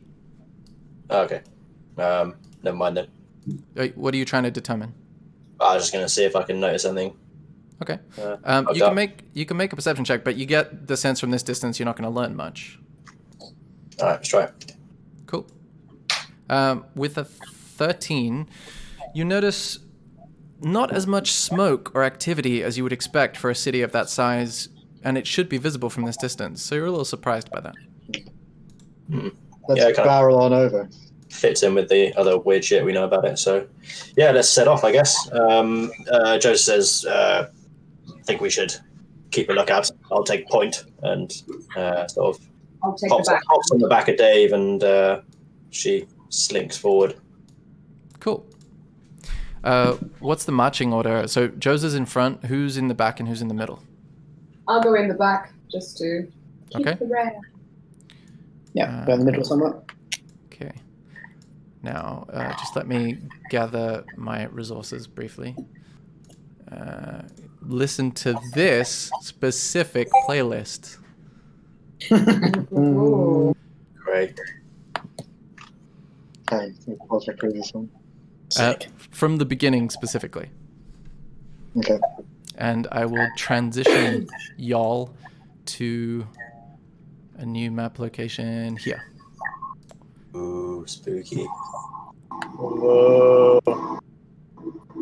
You come through the main gates of the town and you see no one. It's kind of bizarre how few people you see, which is none. And you see a bunch of you see carts and wooden crates just left where they stand as if they were being carried and then were just left there. You see a bunch of rotting fruit displayed outside seemingly homes or businesses, and the whole place has this fog in the air. It's not quite fog, it's like a haze. So you can only see 5 or 10 feet in front of you. Spooky. It's definitely pretty spooky. You also notice to the right of you, roughly here, is it looks like partially deconstructed or partially constructed building with a notice board out the front of it. Let's check out the notice board. Yeah. Okay. The notice board calls for the bodies of a group of 5 interlopers to be identified. They're considered wanted in connection with the Arcane Curio Store's destruction. There's also there's a sketch of the 5 referred to in the notice. A dwarf, 2 humans in robes, 1 in armor, and 1 wearing black clothing. Hang on. I thought I destroyed the Arcane Curio shop. Something's real fucky. So, Joe, what can I see from here? I mean, you say only 5 feet. If I sort of move up a bit further north. Yep, I can show you Okay. more. You see this. Before I continue describing, hold on. Let me just make sure I'm doing everything right. Okay, so to answer your question, Zenarai, you didn't destroy the arcane store in the inner ring. You just burned its occupant and all the sort of shelves are scorched, but all the items seemingly resisted the effect of the fire that you cast. Ah. It's still Damn. pretty fucking weird. So, Joza, you moved ahead and you see what looks like a washing line above you with a couple of clothes dangling from it, seemingly covered in dust and dirt, and a cart that must have transported the rotting vegetables to the south of you. Anyone know what the fuck's going on here? Looks like this city was alive just moments ago, but it's abandoned and it's like as if everyone just vanished. I wanna see the sketch, just see because it sounds like they also have a dragonborn. Okay, you can make a closer look at the sketch. Give me an investigation check.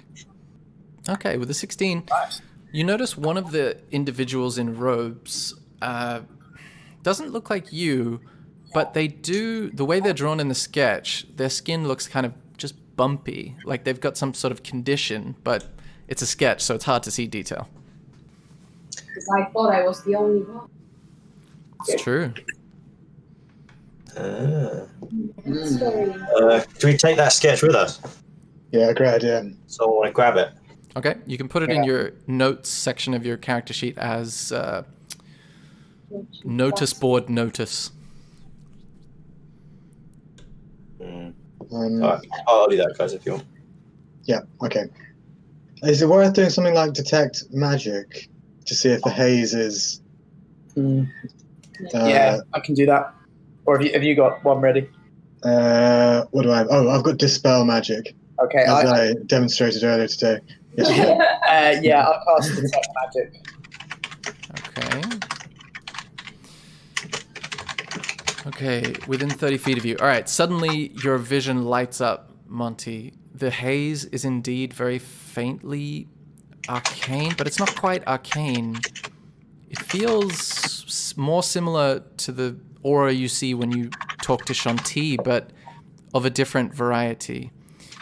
And there's another residual arcane aura. This one's definitely arcane, like surrounding the gaps in the shop to the right of you. So every time there's a piece of the shop missing, there's a little like arcane outline around that area.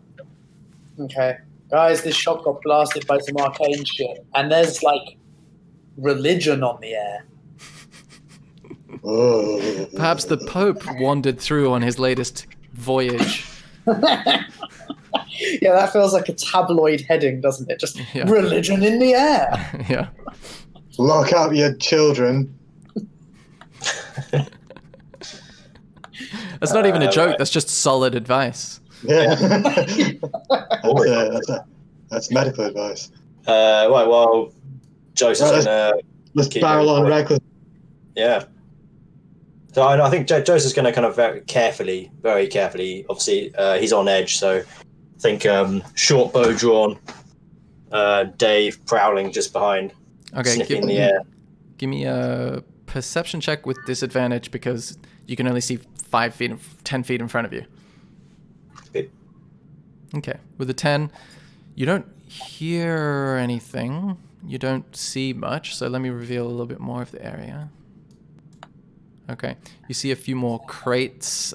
You see the end of the arcane sort of curio store and an alley beside it as the main sort of street continues ahead of you. So what? So in is that a door there to the right? Is that the entrance to a shop or something? That you get the sense there used to be a door there, but now it's just a shell of a building, really. Okay. If we check out the scene of the crime, we might be able to pin something on these guys. Yeah. Okay. Okay, what would you like to check out about the scene of le crime, or the alleged crime? Does it look like I could get inside that building at all? Yeah, I mean, it's like walking into a skeleton. Yeah, just as easy as walking into a skeleton. I'll stride right in then. Well, I don't kind of tentatively. Okay. You see, you're going as well, Monty. So both of you can make investigation checks, or one of you can with advantage. You notice, Josa, as this is happening, you notice Dave sort of following behind you closer than usual, as if she's a little scared and creeped out. Yeah, sounds all right. I'll do twice with advantage. Yeah, Sure. I'm kind of keeping watch with my bow and arrow. Ooh, Not 21. Okay. Yeah. You notice that there seems to be a lot of... The only thing that seems to be still standing is a lot of wooden shelves, as though this was indeed a store of some kind. There's also a bunch of, like, roof planks missing. There appears to be a back room behind a, like, counter, and there's nothing in it, except the back room does contain a number of glass jars that are empty, one of which contains, like, a slimy liquid, and that's all you really notice. I want that. Okay, it's quite a large jar, so it's about 1.5 feet high and 0.5 foot in diameter. Okay. Don't you have that bag that you can put anything in? I bag of holding. I don't think I do. I've got a bag of animals. Oh, yeah, I forgot about that one. I'm saving it. Yeah, you know, it's actually called, you want to know the name for it? It's called the Bag of Tricks. Yeah. I have got the item and the whole monster listing, but Dope. you know. Well, I can fit this jar in my bag of holding. Might as well. Fuck it in there. Yeah. So I pop out the bag of holding. It's got 2 feet diameter. Nice. So And just to explain I was going to say, just to explain my motivations, I was feeling like I was missing my jars of brine after being without them for about 5 minutes. Yeah. You now have a very interesting replacement. Whoever has that item can write on their note section, oversized slimy jar. Okay. Yeah, that'll be me. I'm a poet with my item descriptions. Go on. Are there any footprints, traces of fabric, threads, anything like that? With the 21, you see a number of footprints on the ground, of varying different sizes, including your own fresher. As a shop, it's quite common to see footprints everywhere. In terms of remnants of fabric, you see a couple of ash piles, very small ones. It seems you know what it reminds you of with the 21. It reminds you of a more extreme version of the tower in the Venomous Copse. You went in and everything was basically missing. Mm-hmm. It reminds you very much of that, just also affecting the structure somehow. I feel like for the music of this section, I should do all my descriptions in an ominous whisper. Look for the knife. With the 21, you shout that to Monty, and Monty does a quick double check. With the 21, you don't see any signs of a knife. What? I don't see any signs of a knife. Okay, thanks. Should we keep moving? Doesn't seem too much here. Sure. Silence is a yes. Galagus is just sniffing around the rotten fruit. Joseph will slink forward then a bit further into the city. Okay. As you step forward, you feel the cold texture of the haze part in front of you, and then a slightly more intense coldness on your right shoulder as you turn and see a ghostly figure gripping your shoulder, and everybody needs to roll initiative. And it sounds like this.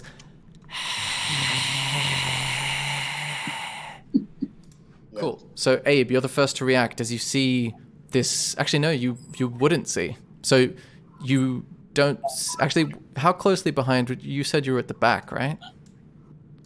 Yeah. Okay, so that means you wouldn't see anything yet. Do you make any noises, Joseph? Yeah, I scream really loudly. Okay, you hear it freaks me out. you hear screaming, Abe. What do you do? I'm going to try to move in between them. Yeah, you can move through your allies, no problem. Excellent. I'm just going to move here. Just for clarity's sake, I'm gonna put you guys on grid squares that I can see more easily. So let's say that's there, and Abe, let's put you like on this side because it's more plausible. Because that's the direction you would approach from. Okay, you're right up against it in melee range. Is that what you wanted? Yep.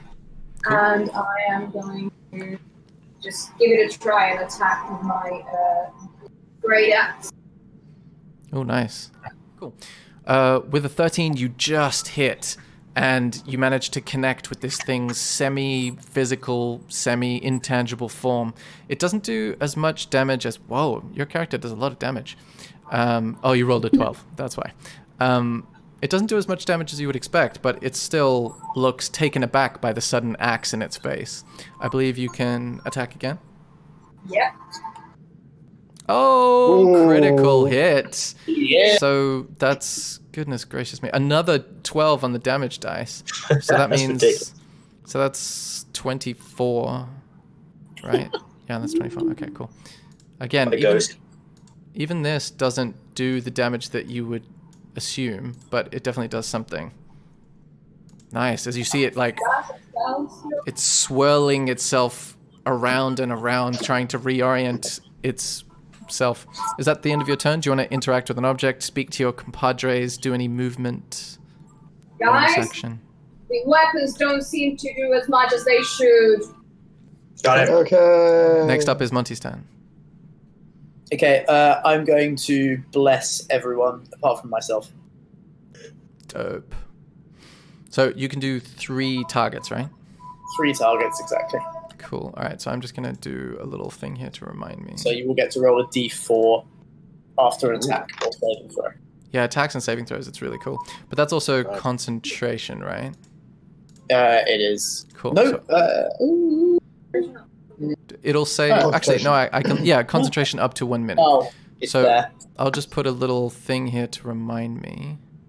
So that means if you get hit by something, you need to do a concentration check to see if you can maintain concentration on the spell. Okay. Yeah. Cool. Nice. Okay, so... okay, does Monty want to do anything else with his turn? I just go get him. Boys. You guys feel encouraged. Joseph's turn. Oh yeah, so that's me. It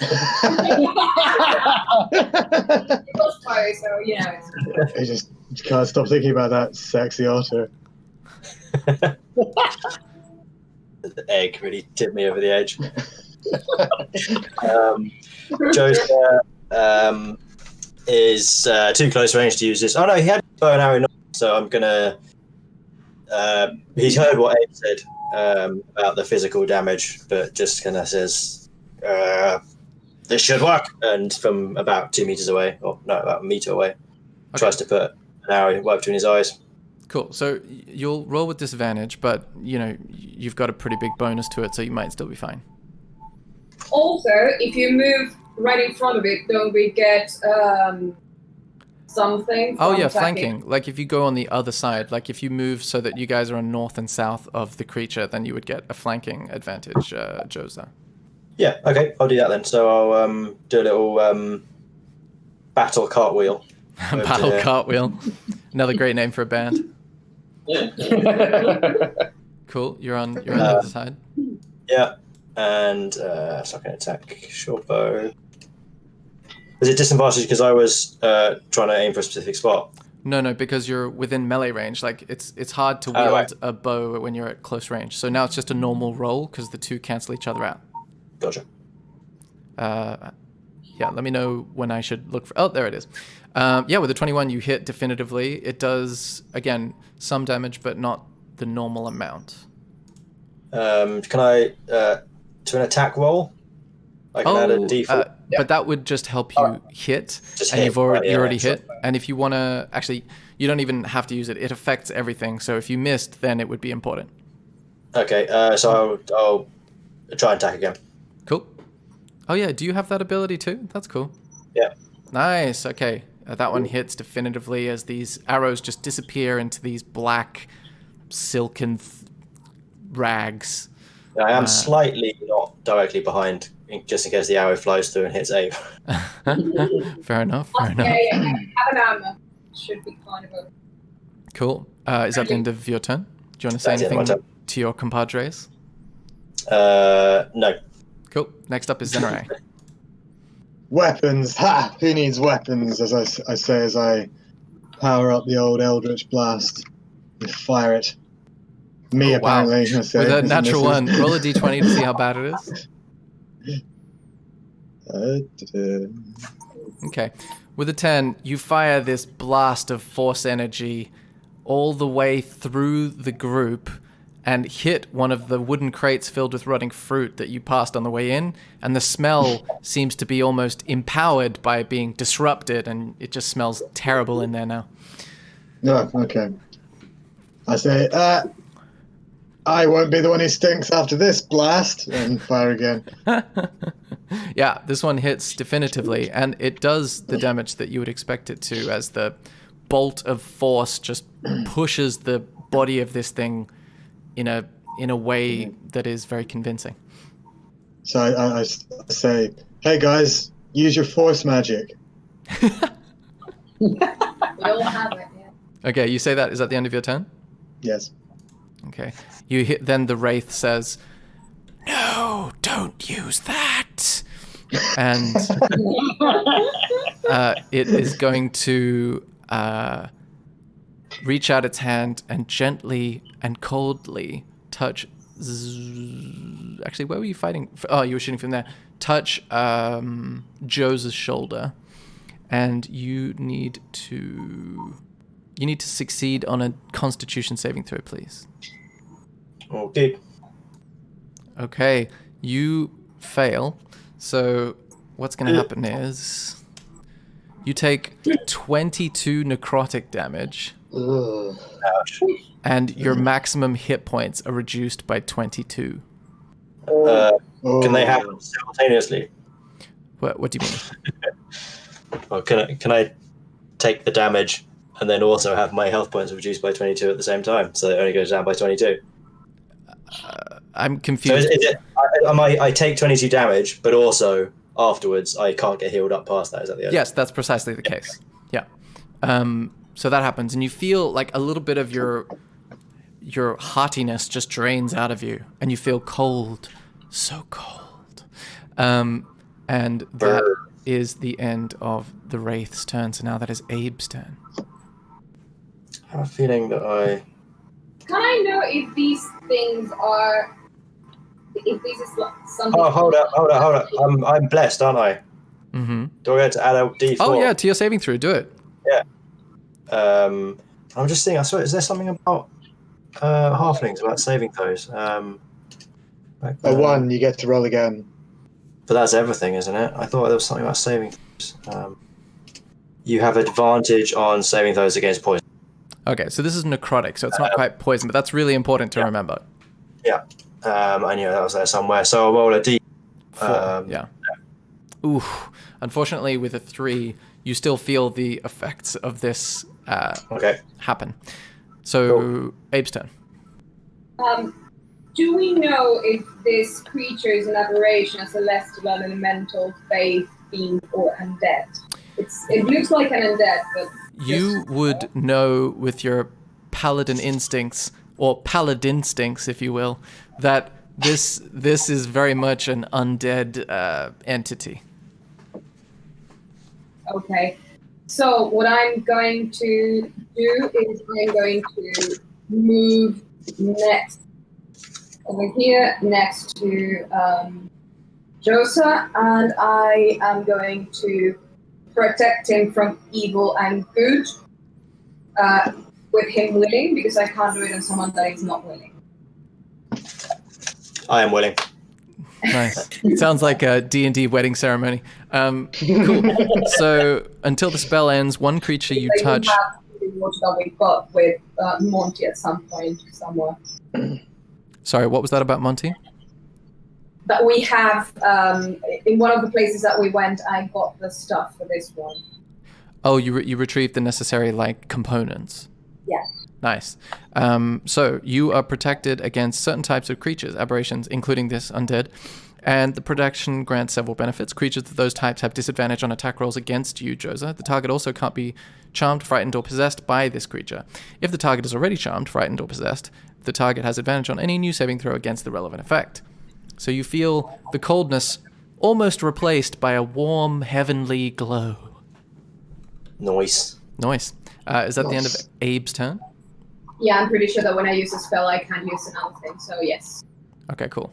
Let's go to Monty's turn. Okay. I go, Josa, no! Your life is seeping from you! And I cast Aid on everyone apart from myself. Ooh. Aid increases everyone's maximum hit points by 10 and heals 10. Seriously? Yeah. Yeah, and it's not by 10, it's by 15.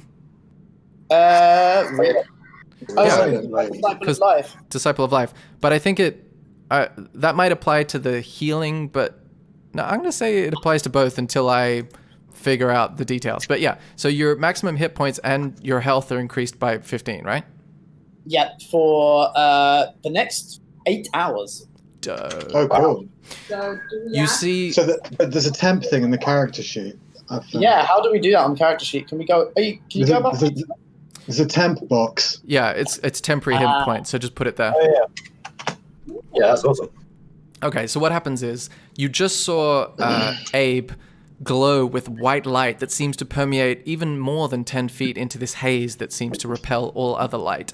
So this white glow just encompasses him briefly, and you see it imbued into Joza. Then Monty does a very similar thing, except the glow around him is a more green color, and it imbues itself into all of you except him. That is the end of my turn. Cool. I'm positive that's the end of my turn. Nice. Oh, you go. Next up is Joza's turn. So yeah, Joseph, full of positive aids, draws his sword and realizing that the cost of the bows didn't have any effect. And I realize I don't have any advantage anymore because Abe's come and joined me on this side, I guess. Well, I don't know. Are we still flanking him? Has the white turned around? I'll say Abe can go.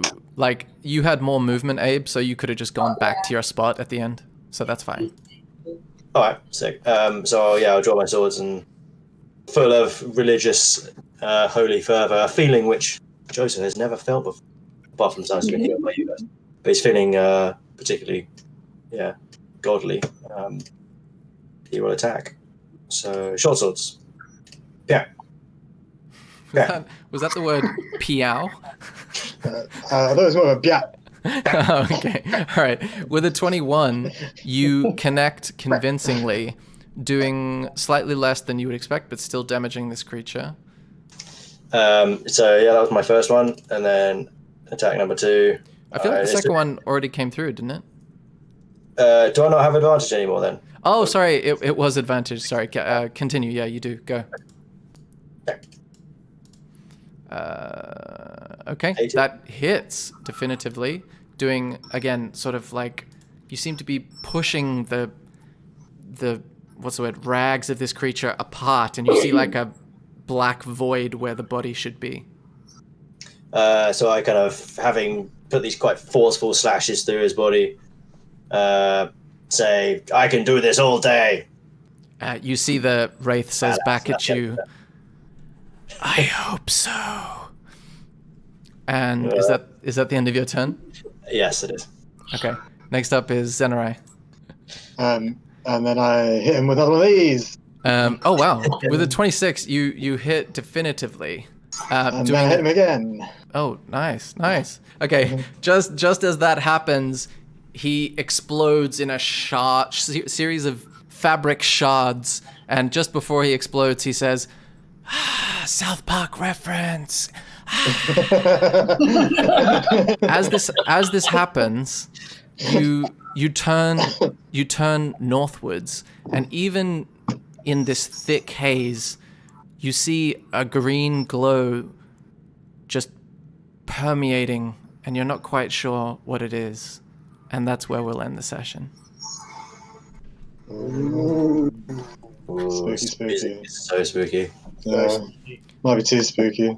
Yeah, I think so. Thank you so much for listening to the podcast. If you have any suggestions or any ideas that we should incorporate, things you want to hear more of, things you would like to hear less of, just let us know at thewronghandspodcast@gmail.com. So THEWRONGHANDSPODCAST@gmail.com.